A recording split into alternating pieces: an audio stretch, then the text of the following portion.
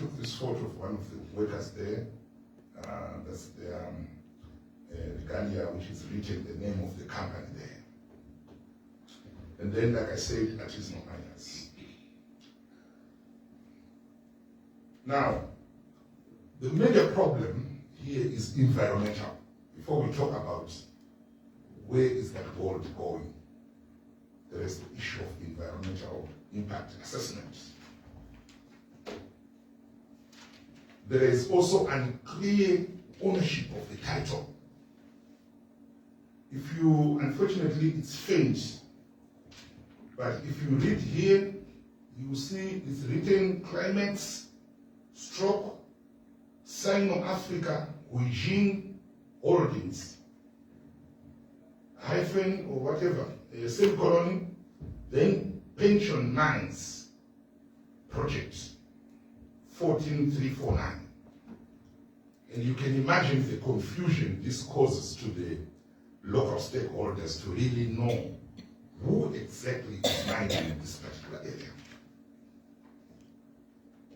So they went there and did an environmental impact assessment consultative meeting where the residents are saying, we only signed an attendance register. But after signing the attendance register, they were told later that they'd given consent to the project. And they were shocked to hear that they agreed to this project.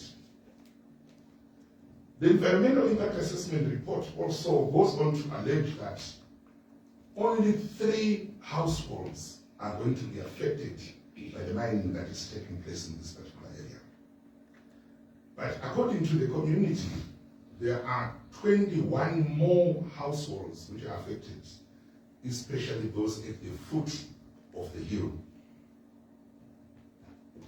And these people have been excluded from being consulted in terms of giving their free, prior informed consent, because they're being told that you fall outside the area that is at risk.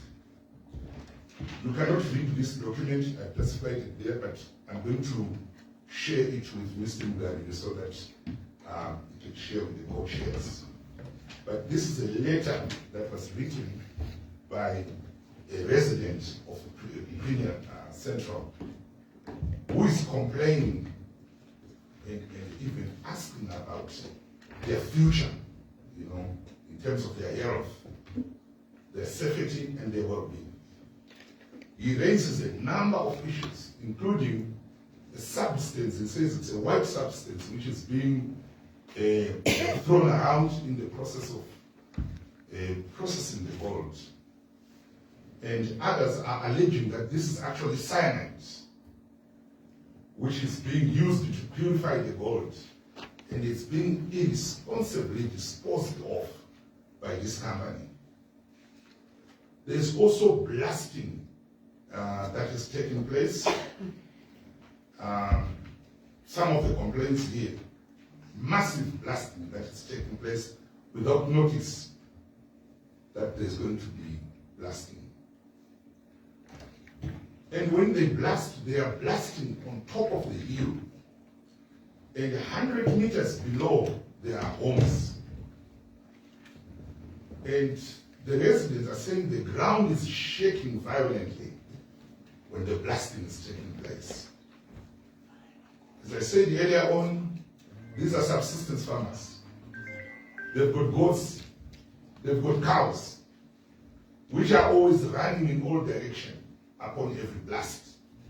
At one time, they were blasting even at night. And the blasting was affecting people. Houses are cracking. Even if vehicles have been shattered by the blasting as the fly rocks go in all directions.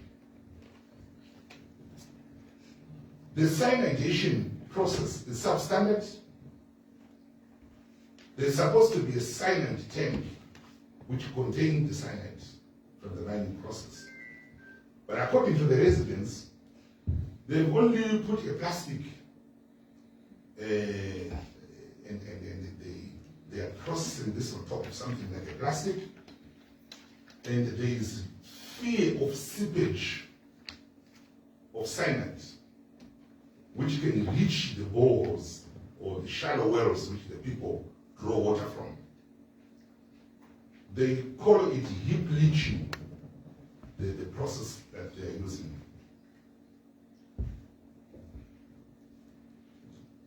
Early this year, around January, according to the residents, fish died along the Mutare River in this particular area, and they suspect that this could be cyanide which had been washed away from the hill into the river.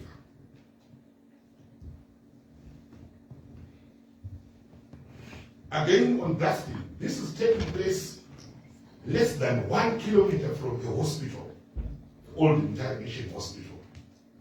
And spare a thought for patients who are in that hospital, who have to be woken up from time to time by massive blasting, which shake even their,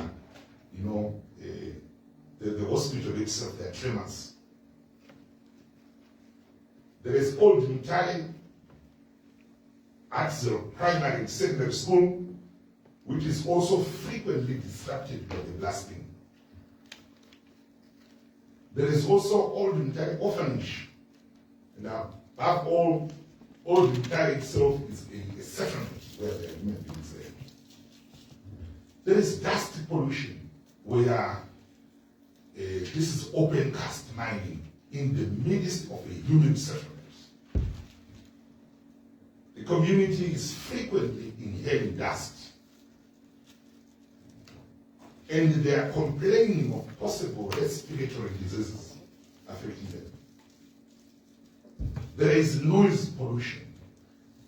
The crushing of the ore used to be done day and night, but now they are only doing it at night. After the community complained that it's disrupting them, and they thought doing it at night is actually much better than doing it during the day. So again, people are saying they are not sleeping well. Water pollution is another problem. This mine is not fenced. They only secured the front gate and a few meters from the front gate. But you can access the mine from any point. And there is fear that livestock can move in and fall into these pits. Children are curious to see when there is a machine. So there is that danger that children can easily walk into mine sites and even fall into these pits, or even drink water that is less than cyanide. There's also concern that being a subsistence farmers community, livestock can enter these premises and drink poisoned water. Then the community has also raised the concern about the workers. They have not standard PPE. Most do not have, like safety shoes. The community has made efforts to try to see the company safety officer, but the company has refused to avail him to the community because they wanted to ask how they are taking care of their workers. So much of the things I've been talking about pertain to Sino-Africa regime. Then further down, about 2 kilometers down, you come to Young Tech. These are Chinese, but they're operating a Belarusian concession. They are mining in people's fields along Mutare River. They had their wash plant in Mutare River. They turned the Mutare River into a stream of mud. This has affected farmers in the whole valley and even further downstream.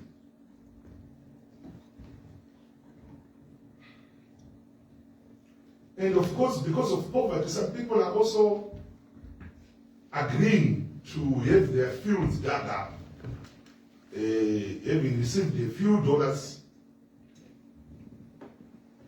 Now, this is my final slide.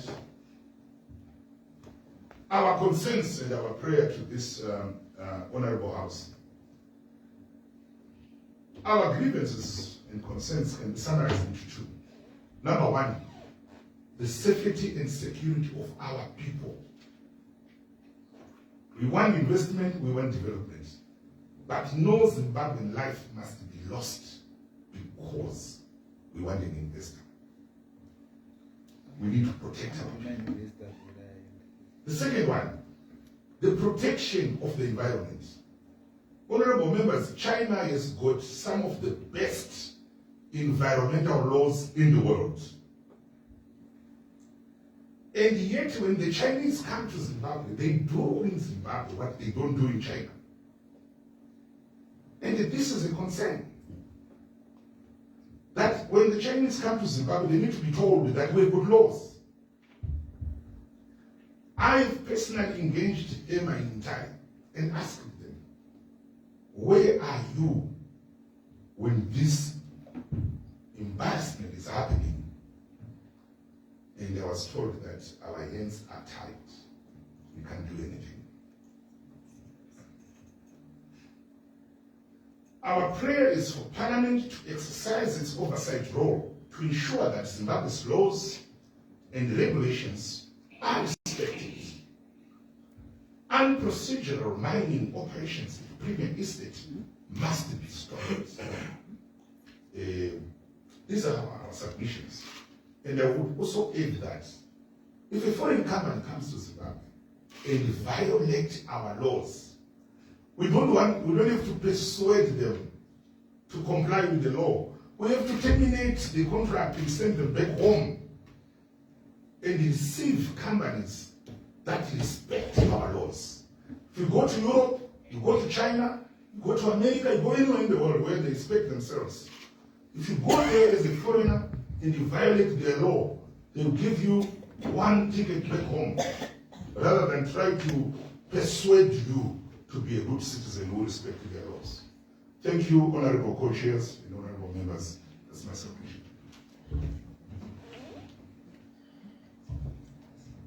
Thank you so very much, Mr. Moku, for your presentation. And now, what we will have to do is we'll have to go ahead, honorable members. He has submitted actually like his petition to the committees, joint committees, environment and mines and mining development. We have had. So what's left now is to probe, ask, maybe no further explanation, clarity, as we always do. So I'm going to profile the first question after your submission is approved, and I'll hand over chairmanship of this joint committee to Honorable J. Magombe to finish the last half of our oral evidence for you. My first question to you, Mr. Ngu, is, there may be two.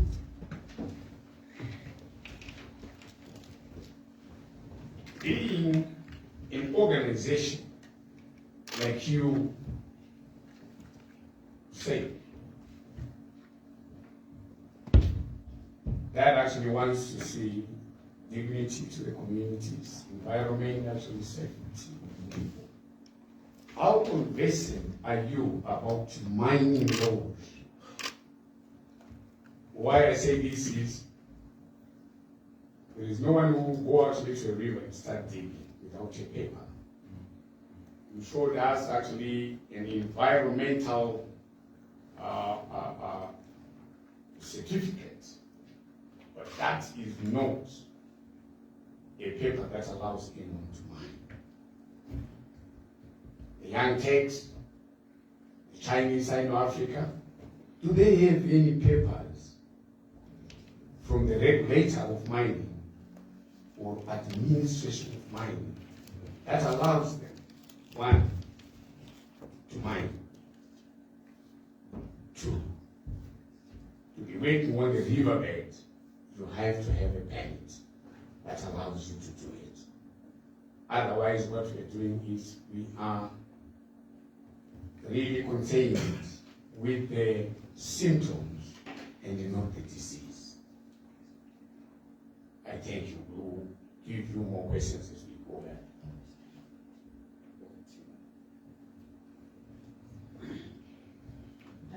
Thank you very much, Honorable Matangira, our co-chair. Honorable members, allow me to also thank our petitioner, Mr. Farai Maguo, for actually expanding on his petition and highlighting all the issues that we need to know as members of Parliament. And also thank you for saying your prayer.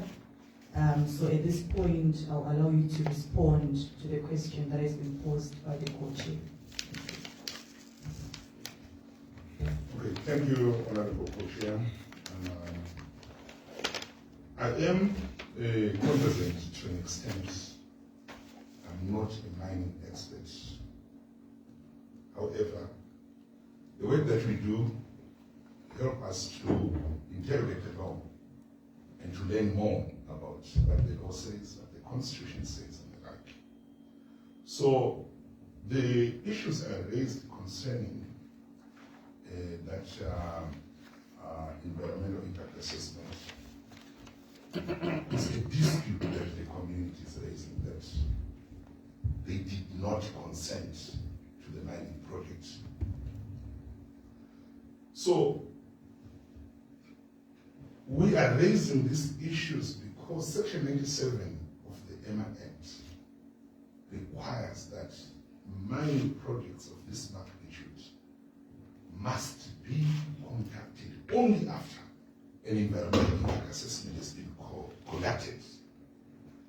But there has been a way to circumvent this requirement. Honorable member, we petitioned this House in 2020 concerning Dinde, and the Committee on Environment went to Dinde and consulted the Dinde community concerning another fraudulent environmental impact. We only signed an attendance register. We did not consent. The committee members came up with a very good report, which was submitted to the Ministry of Environment, that our environmental impact assessment process is inadequate and somehow is prejudicing the Zimbabwean people because the views of the people are not being listened to. And then regarding the mining law, the permits themselves, that are these people operating without a permit? I do not know whether they have a permit or they do not have. But the last time I checked, the Belarusian permit had expired and they were actually operating outside the terms of reference they had been given. So that's why there is need for this Honorable House to probe these things, investigate them, verify whether what we are alleging is true or not, and make the necessary recommendations.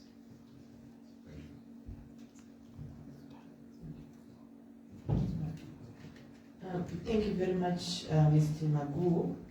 Honorable Matangira, you wanted a point of clarification? I give you the floor. Thank you very much, Co-Chair.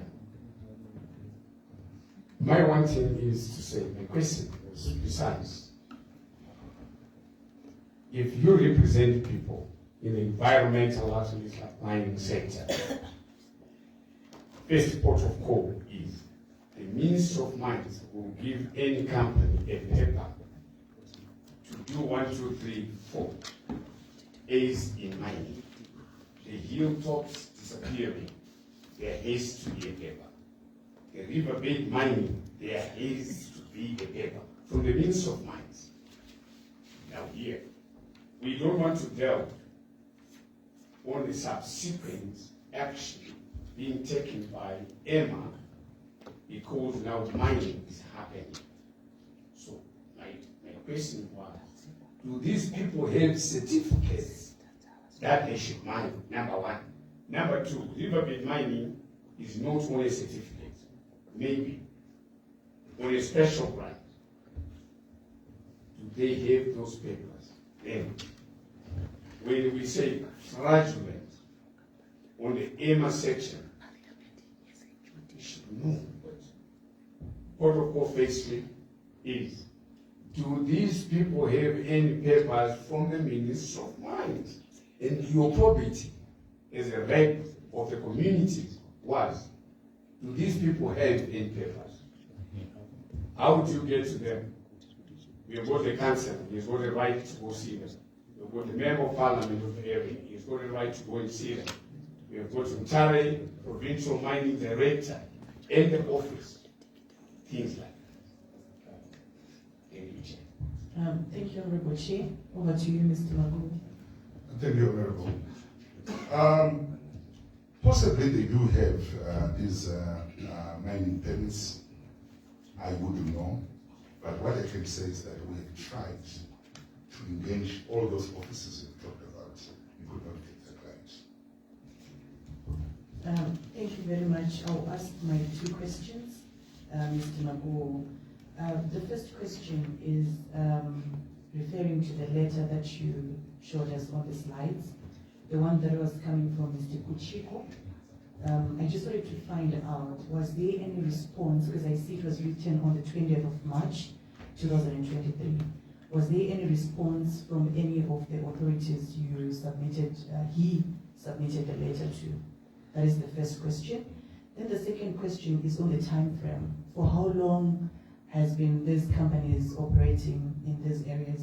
So if you can also tell us, is it from 2020, is it from last year, to the best of your knowledge? Thank you. Honorable Chair, I have a point of order. Yes, what is your point of order? I was thinking that in terms of procedure, we are not supposed to kind of interrogate the petitioners.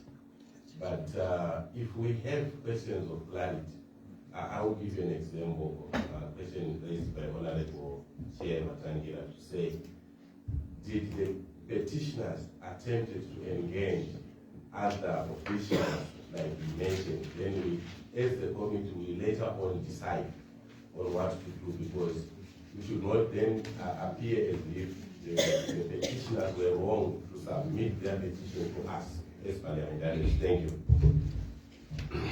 Thank you, Honorable Amoswa. Well noted. Please go ahead and respond to the 2 questions. Thank you, Honorable. So they petitioned and there was no written response. Rather, from time to time, this community has been sending delegations to Emma Mutare, especially when the environmental impacts appear to be spiraling out of control. They would send a delegation.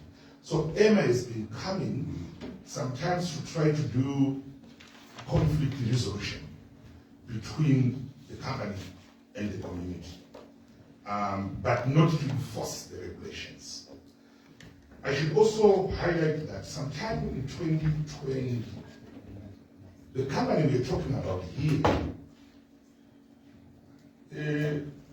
trying to look for the proper English word, but Lakafushiravan, are paying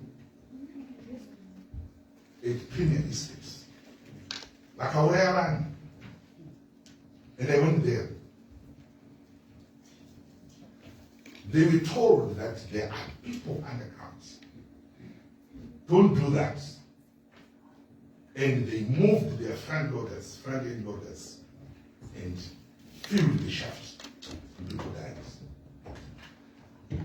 And the government quickly moved the police to go there and protect the Chinese, because the artisanal miners were now rioting, after the death of their colleagues.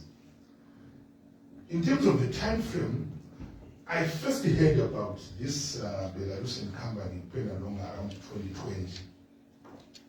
But I'm not very sure as to when exactly did they start operating in this particular area. Thank you very much. Just a point of clarity, Mr. Mago, before I take questions from honorable members. When you say that the government rushed in to protect them, who exactly are you referring? As the government, we are also part of the government as an arm of legislation. So who exactly are you referring to? Thank you very much. So, Honorable, what's happening is this. Most of the mining companies operating in Zimbabwe, they know that they don't need a social license to operate in the areas they're operating in. It's largely in the frame of organized crime. So, they sometimes pay like fuel. They give fuel to the police officers. And when they are in conflict with the community is angry about something, they quickly call the politicians in the area and the police, and the police will rush to the place. I've experienced this so many times. At Mutare Gold, some time ago, they shot and killed a young man who was artisanal mining. When that man died, the community rioted him that you can't come and kill our son in our community. And immediately, an honorable member of parliament who had never been seen in that community since the previous election drove from Harare within 3 hours. She was on the ground and said, no. We want peace, we want order in this particular area. And she took the widow of that young man and said, I'm going to assist you to get compensation for everything. When that widow finally called her, she said, so that's why sometimes I'm sorry, because the line between the government and some of the local actors is blurred. And that's why we don't know who is giving this instruction for some of these actions. Thank you very much. Honorable members, I would like to open the floor for questions, clarifications. Thank you. I recognize Honorable Joe, and after Honorable Joe, I recognize Honorable Jerry. Thank you very much, Honorable Chair. Mr. Mabu, I was checking the letter that you submitted to the committee, the letter which was written by Oshiko, returned to Emma from Premier Central Institute. There is no sign on the letter that it was delivered to Emma. There's no stamp. It was not stamped by Emma as a way of receiving it. So I don't know if you have a copy which was stamped by Emma confirming that they received the letter. I think it's worth following up with the petitioner. When I checked last week, as I was preparing for this presentation, I was told that he is now living in Mozambique, that person. But it's worth following up because they set up a committee, which is the liaison between the community and the airline government. So I think it's easy to follow up whether it was received by Emma. What is your supplementary question? Thank you, Honorable Chair. Because at times when you go to Emma, the committee can go to Emma asking about this, what you call this, the central premium central estate, whether they received any documentation from them or any complaint from them. They will say there's nothing that we received. So I don't know whether you are going to allow to the committee that letter which is stamped by them. Thank you, Honorable Joe. I think that is actually important. For this committee to know if Emma Mutare or any of the people were copied in this letter, to just follow up and make sure that they received the letter. Because I see you copied it to the Minister of Mines, to Honorable Advocate Mogaza, to Minister of Health, the District Council, Minister of State Security. So we would need stamped copies to just make sure if any of these received the letter. Thank you, Honorable Shaw. Honorable Jerry. I'll come to you, honorable members. Thank you, Honorable Chair. My question to Mr. Mugu is, actually I've got two questions. Is your organization into research? Because I was listening to your oral evidence, there's something that I got interested in, so I wanted to understand if your organization is into research. And two, have you been yourself to the site, to this place? Thank you. Is that all? Yeah. Over to you, Mr. Magu. Okay. Thank you, Honorable. Yes, our organization is into research. We do research. I think 30% of our work is research.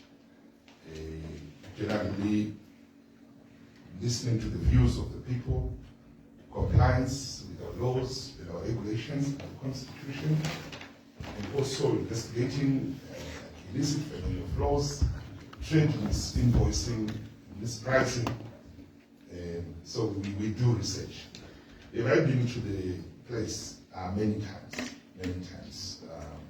I think this year alone, I've been there 3 times.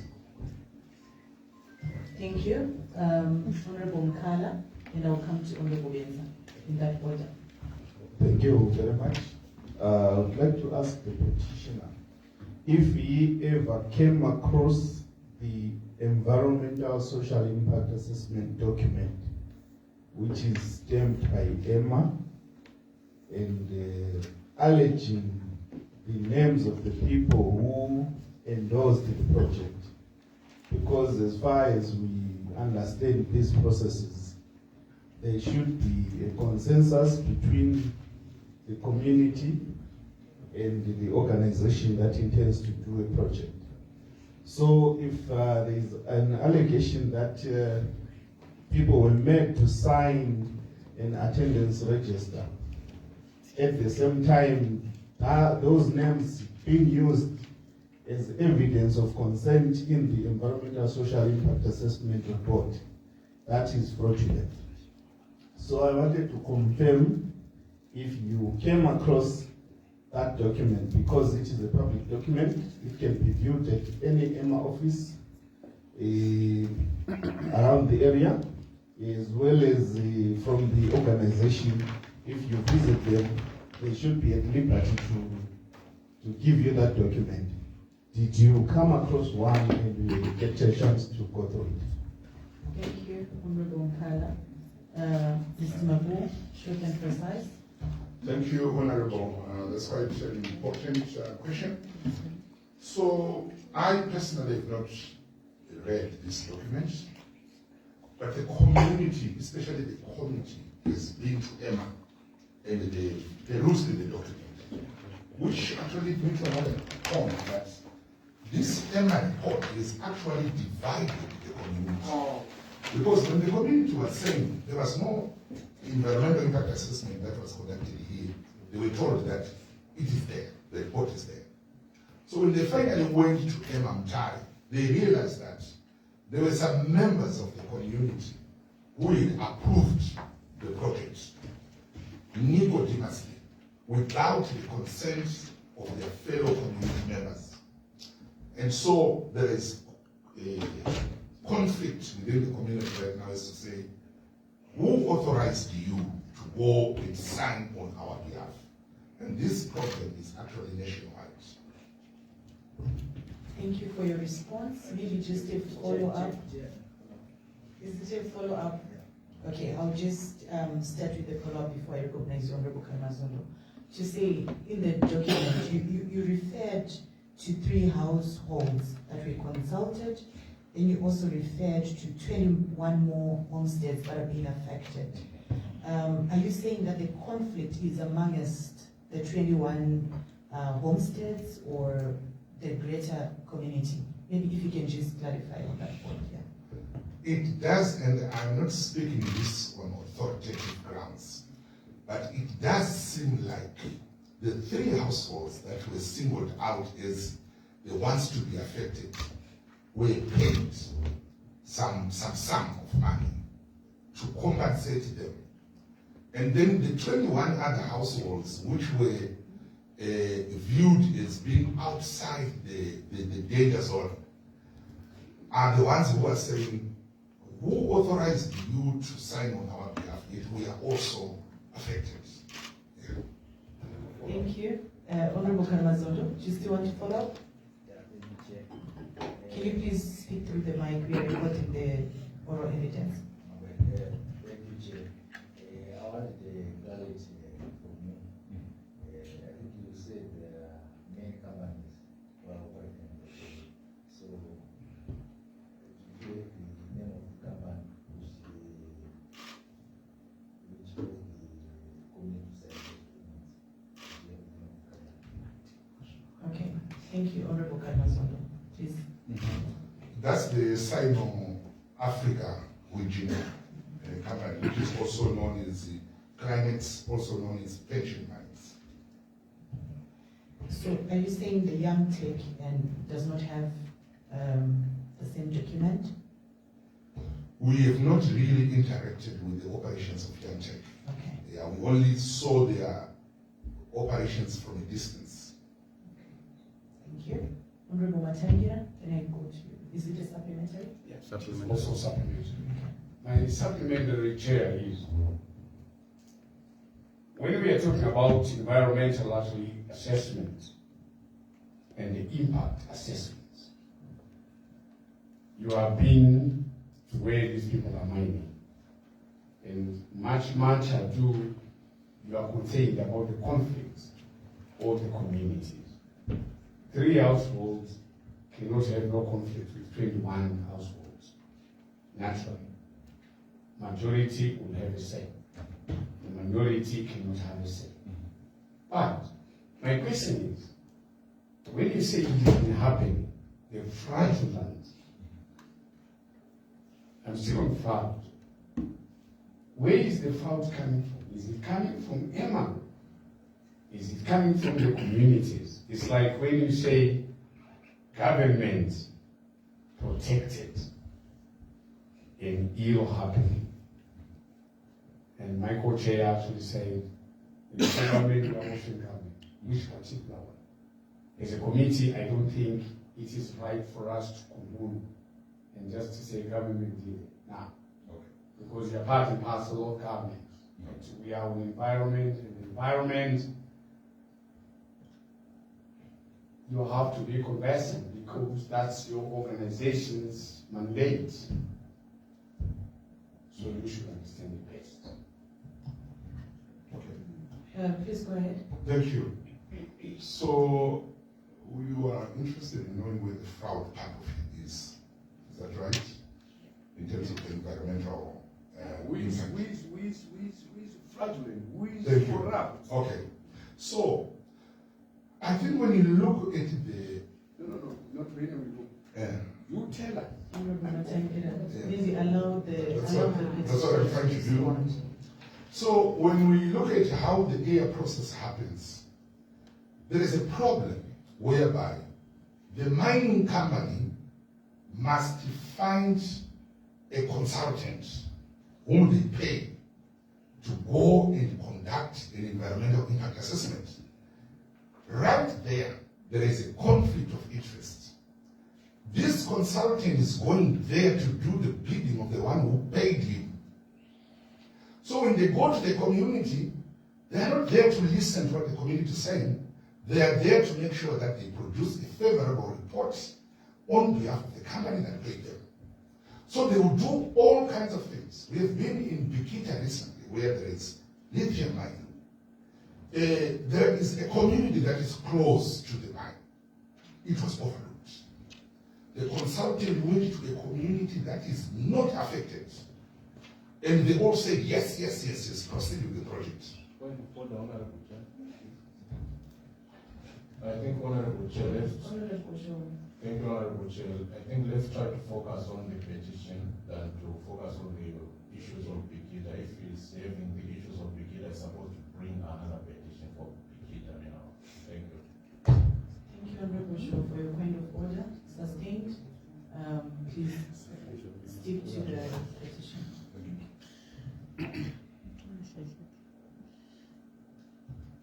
Thank you. So I think you were done. Honorable Benza, then I'll come to this side.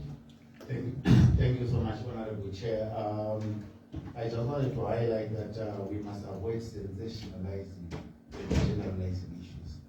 I am worried with the issue of people being buried and ignored. Is that true? Thank you. Thank you for your question. Please, you may respond to that. Yeah. Thank you, Honorable. The issue is, most of the things I'm saying here, they actually, if you've got a phone where you are, you can actually Google. The information is actually the public domain. It's a pity, Honorable Benza, if you did not really hear about it, because it happened very close to where you come from. Mr. Magu, please speak to the chairperson. We want to avoid a situation where you have exchange with the members. I'm the chairperson for this session, so if you may direct the responses to me so that there is no exchange. So anything you are going to be asked by members, refer to the Honorable Chairperson so that there is no exchange, okay? Honorable Murombezi. Thank you very much, Honorable Chair. I would like to gain a comprehensive understanding of his issues and stance involved. So my questions are going to be two. The first one is, what are the social impacts of the riverbed mining on the local communities? We've never been there. You've been there. You've seen how it's going on and how the social effects are going on there.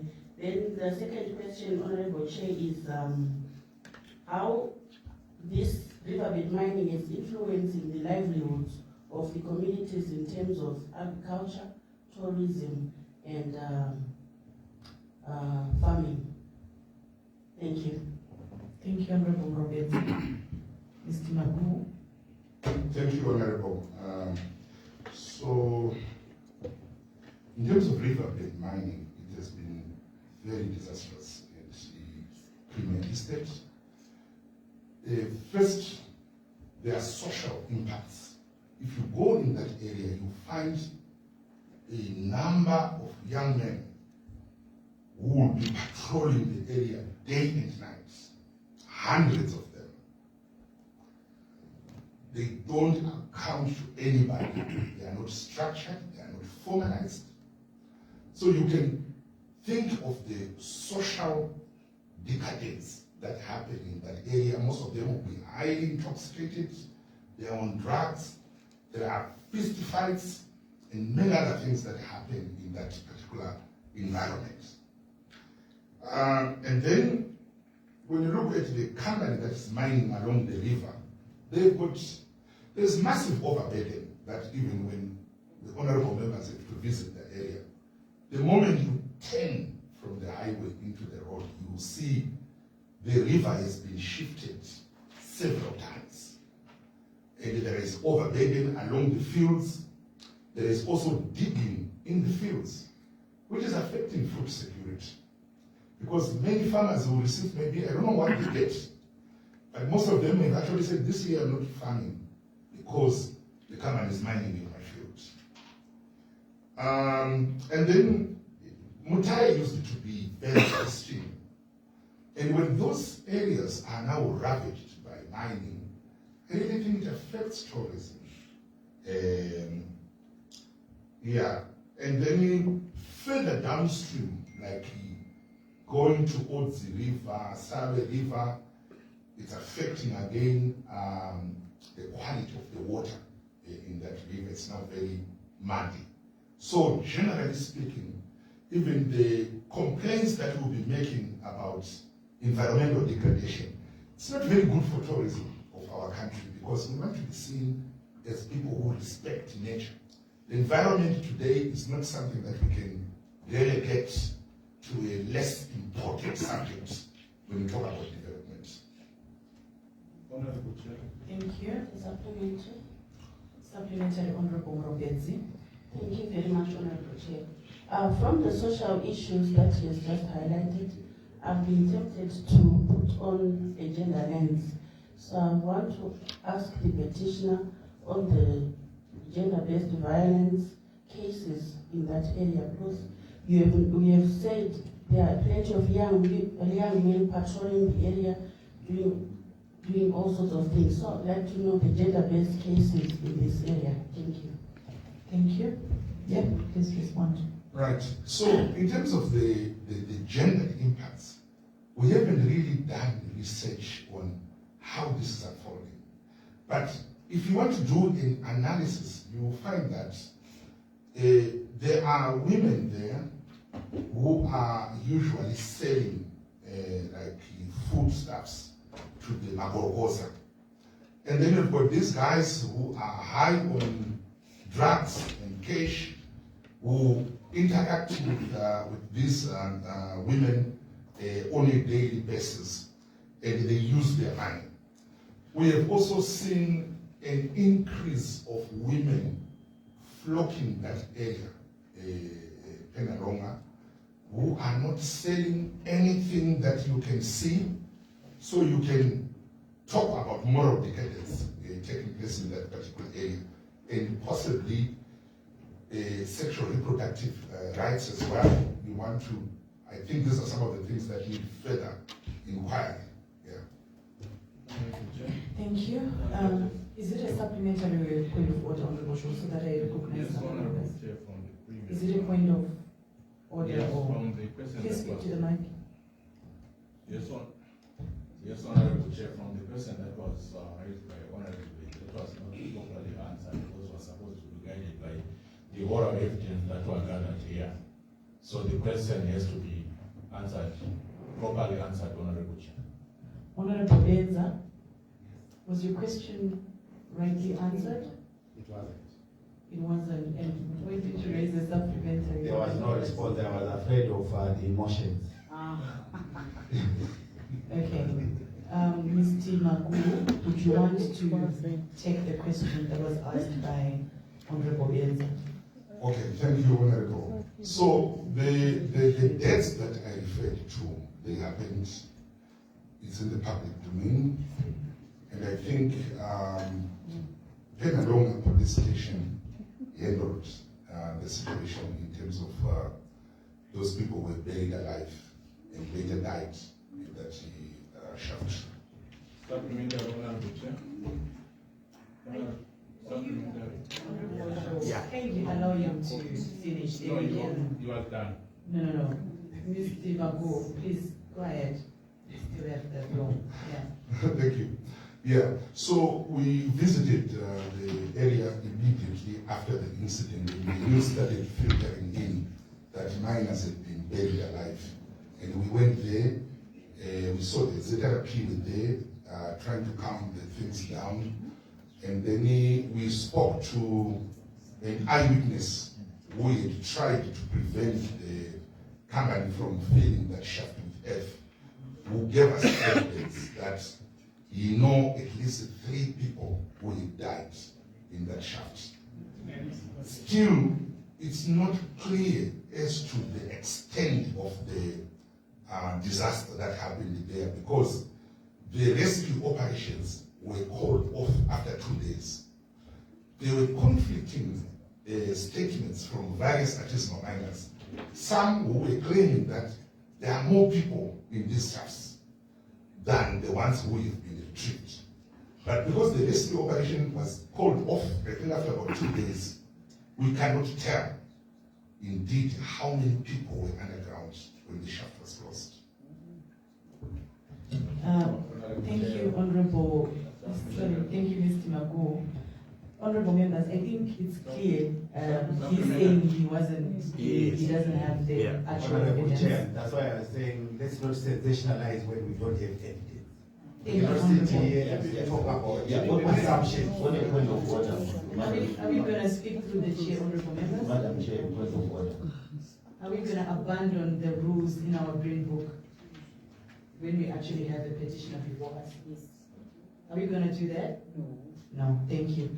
Honorable Moyo, please go ahead. Thank you, Honorable Chair.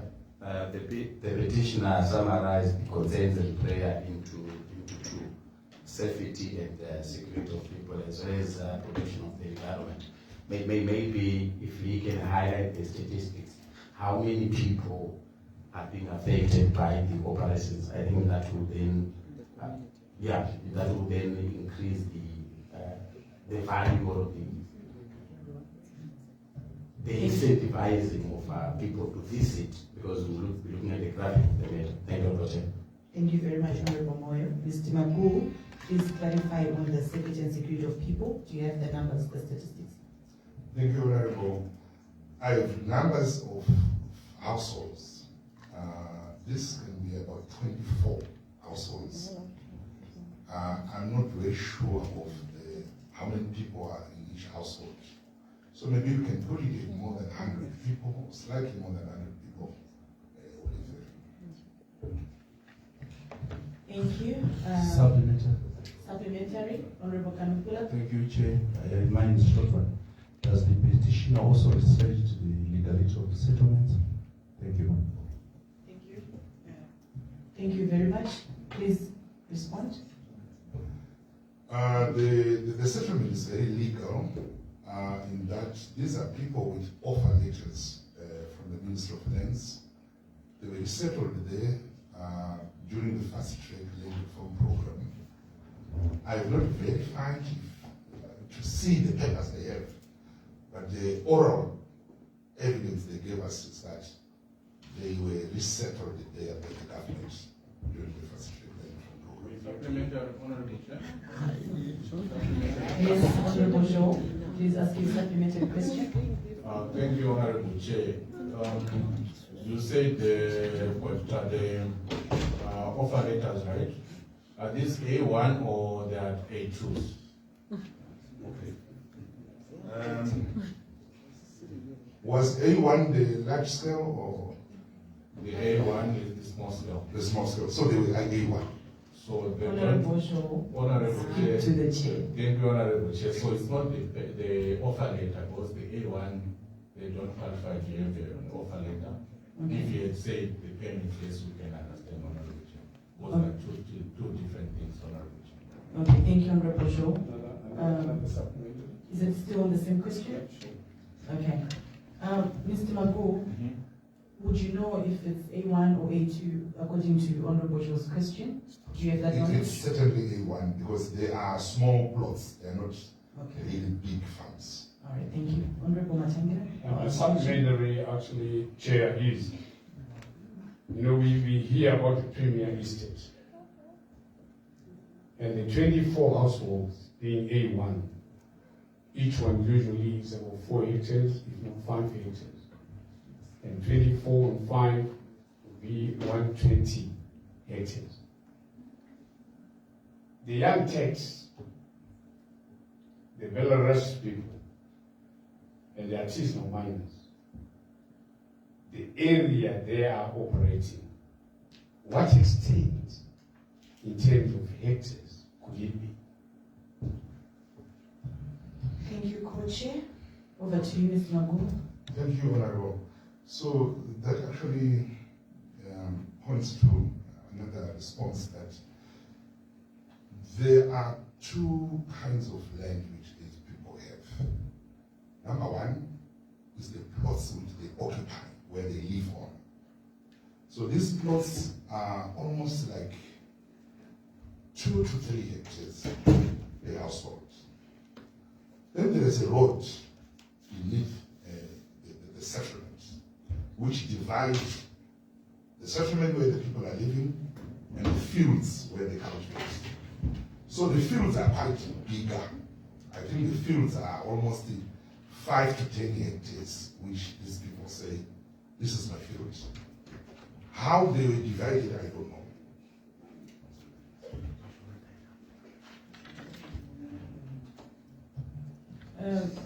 Mr. Magu, the Co-Chair asked about the area of the mining activities where the young Turk is operating. Would you know how many hectares that is? Sorry, so I did not hear well. I think the area that is being occupied by young Turks should not be more than 10 hectares. Sorry? The area that I'm asking about is various people actually on the old Mutare River or riverbed mining. How many hectares? Those in the mountain doing deep leaching and blasting at night, and young techs and the proposers, what area are they covering, prejudicing the rights of the people, and also actually silting the river for sustainable agriculture? That's the area I'm asking about. Thank you. Would you know, Mr. Mabu? Thank you. I can't really give statistics, but it's quite massive.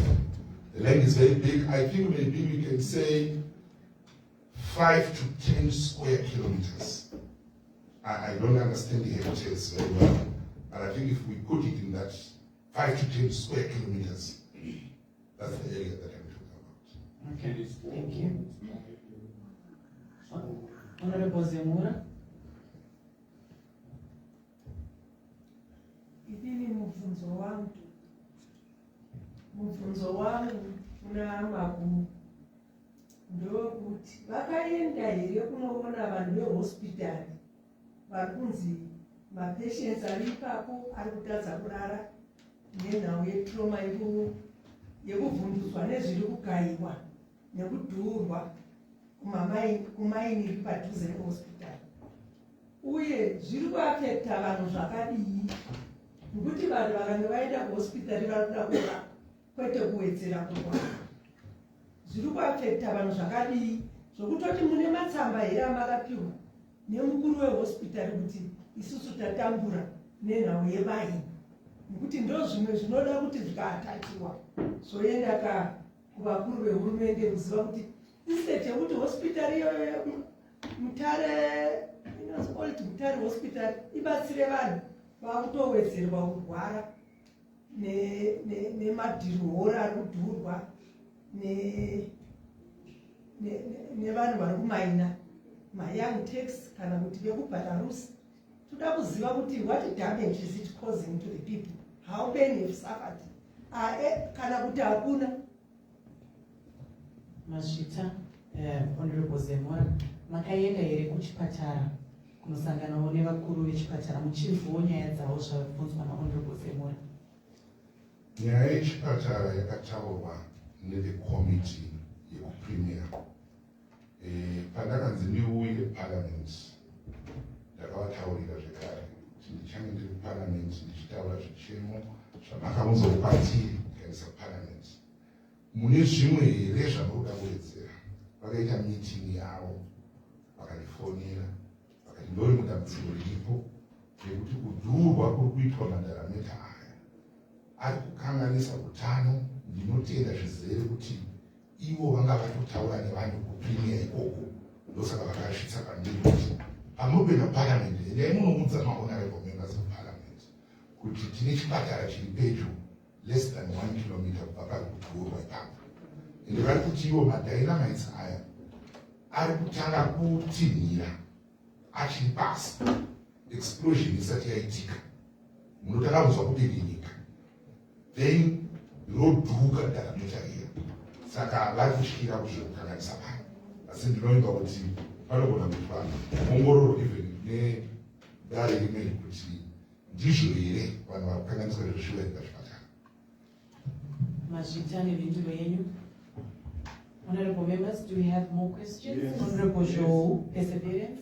Okay. Honorable Joe P. Thank you very much.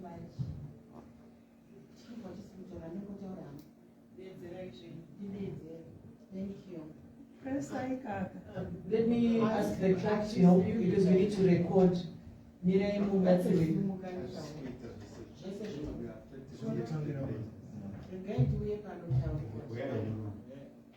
Kuchigona kuchiopereta ndotochigona chaicho kutoti chiri kuita malfunction.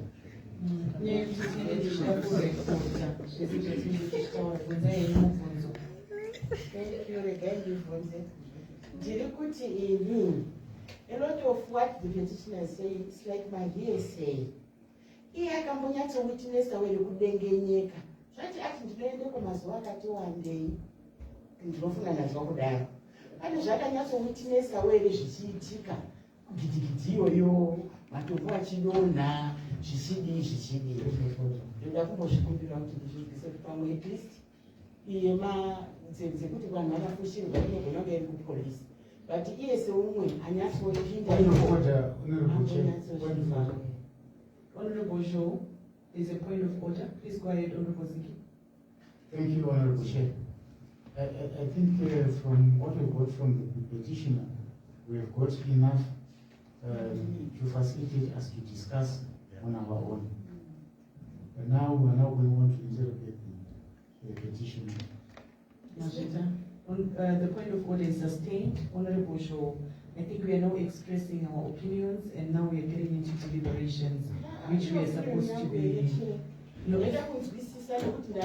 Ndapata zvekuti kufa kwevanhu ka akati kune dhoketi kune chihama uzviona saka ndiri kutochaanyoitawo kwakati. Honorable Shaw, ndiri kuti bvunzai mubvunzo wenyu handiti muchingobvunza kuti inini makawitnessei but mukatogara matiri pafungidziro yenyu yekuti handifunge kuti ane zvavakamboona. It's okay, please go ahead. Ndati iye akambozvinzwa here, ndafungidzira kuti iye pati ndakaenda several times akambonzwawo chimwe chakawitnessa here.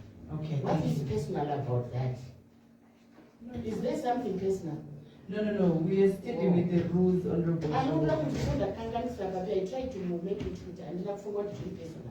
No, the point of order that was raised by Honorable Ziki. Remember, there was a point of order. Yes. Ikuti isusu, we do not deliberate or maybe express our opinions.